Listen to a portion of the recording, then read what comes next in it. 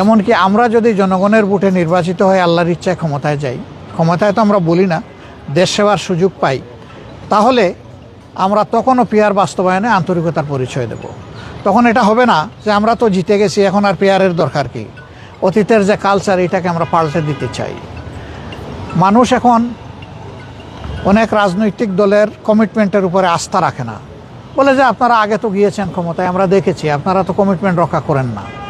এই যে একটা ব্যাড কালচার হয়ে গেছে, এটাকে পাল্টানোর দায়িত্ব কাউকে না কাউকে নিতে হবে। সেই দায়িত্বটা আমরাই নিতে চাই। আল্লাহ তাআলার ইচ্ছা এবং জনগণের ভালোবাসায় আমরা নির্বাচিত হলে সেই ইনক্লুসিভ বাংলাদেশই আমরা গড়ব ইনশাআল্লাহ। আমরা কোনো দলকেই বাদ দেব না।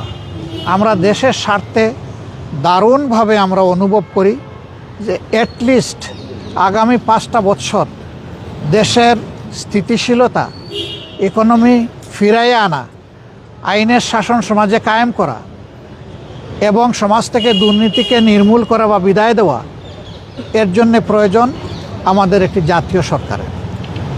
আমরা নির্বাচিত হলে সেই সরকারটাই গঠন করব।